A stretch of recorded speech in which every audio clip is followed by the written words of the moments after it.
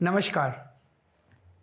जिंदगी में कई बार ऐसे मौके आते हैं जब जीत या हार मायने नहीं रखते। उससे भी बड़ा हो जाता है सही और गलत का सवाल। क्या सही है और क्या गलत है।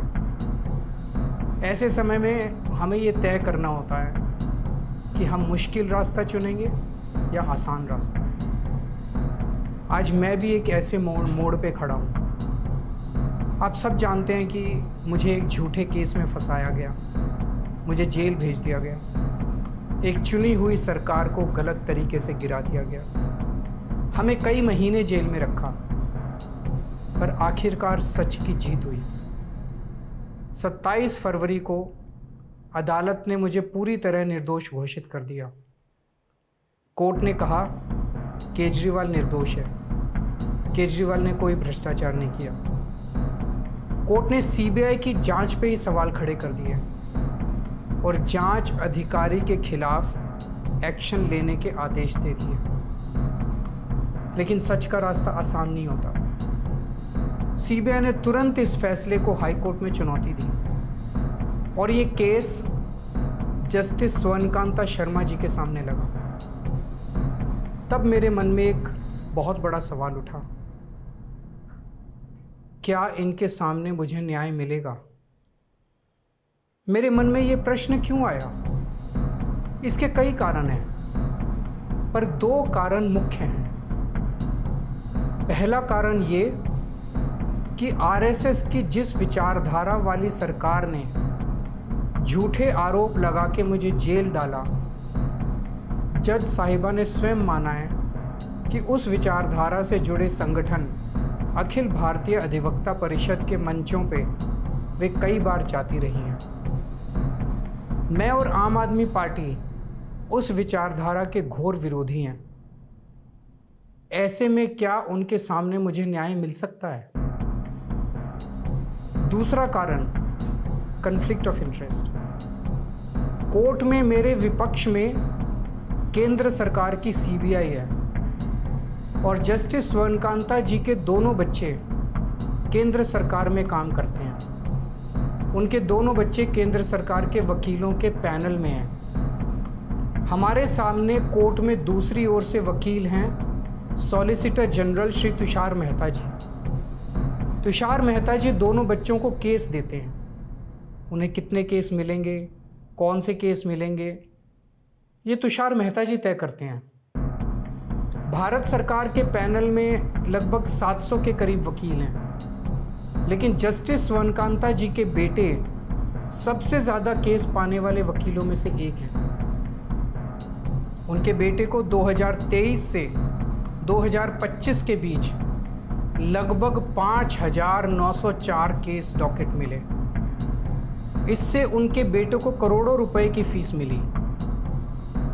आज की तारीख में उन बच्चों का भविष्य और कमाई दोनों काफ़ी हद तक तुषार मेहता जी पर निर्भर है। तो किसी के भी मन में ये चिंता स्वाभाविक है कि अगर जज साहिबा के बच्चों की कमाई और उनका भविष्य सामने खड़ा वकील तय कर रहा है, तो क्या जज साहिबा उस वकील के खिलाफ फैसला कर पाएंगी?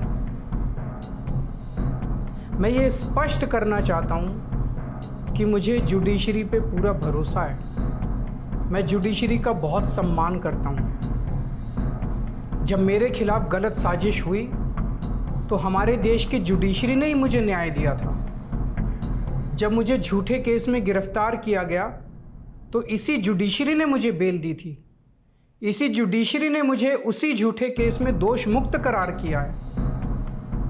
पिछले 75 वर्षों में जब जब देश पे आंच आई, हमारे देश की जुडिशरी ने देश को बचाया और नागरिकों के हितों की रक्षा की है। मैं जस्टिस स्वर्णकांता जी का भी बहुत सम्मान करता हूँ। मुझे उनसे या उनके परिवार से किसी भी प्रकार की कोई व्यक्तिगत आपत्ति नहीं है। लेकिन न्याय का एक बहुत बड़ा सिद्धांत है, justice should not only be done but should also be seen to be done. इसलिए मैंने जस्टिस स्वर्णकांता शर्मा जी से पूरे सम्मान के साथ अनुरोध किया कि वो इस कॉन्फ्लिक्ट ऑफ इंटरेस्ट जैसे कारणों की वजह से इस केस से खुद को अलग कर लें, लेकिन उन्होंने मेरी दलीलें खारिज कर दी और फैसला दिया कि वो स्वयं ही ये केस सुनेंगी। आज मेरे सामने सबसे आसान रास्ता है कि मैं उनका आदेश मान लूं और एक बड़ा वकील खड़ा करके उनके सामने अपना केस लड़ूं। पर यह मुद्दा अब सिर्फ मेरे केस का नहीं है, बल्कि आम लोगों के न्याय प्रणाली पर भरोसे का है। ऐसी दुविधा के मौके पे बापू ने हमें सत्याग्रह का रास्ता दिखाया।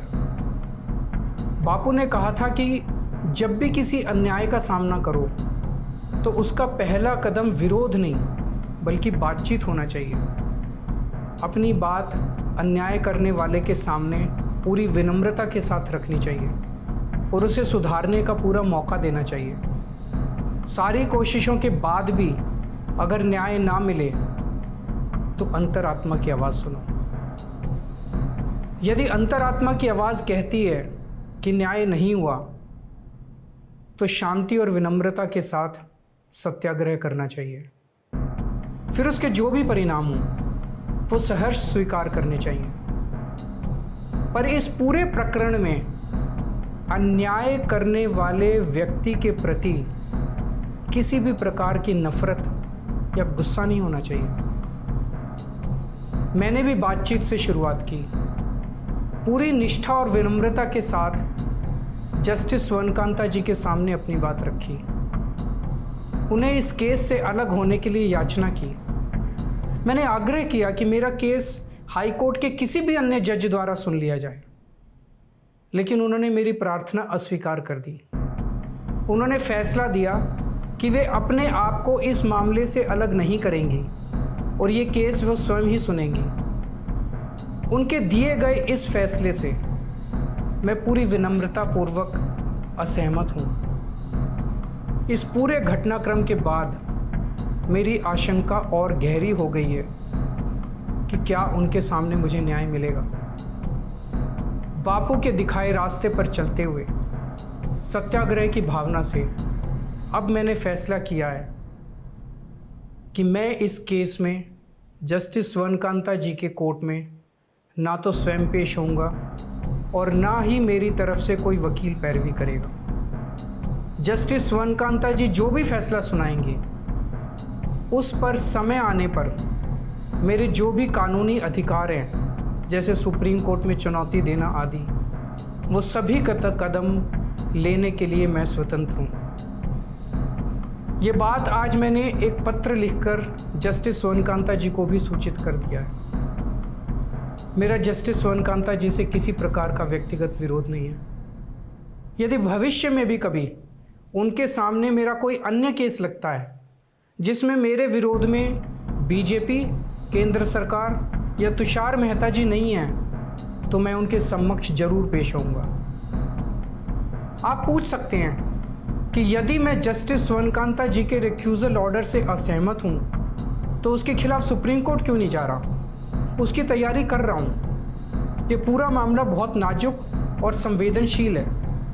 कानून को ध्यान में रखते हुए, जुडिशरी के सम्मान को ध्यान में रखते हुए और लोगों के न्याय व्यवस्था पर भरोसे को ध्यान में रखते हुए एक एक कदम उठाना है।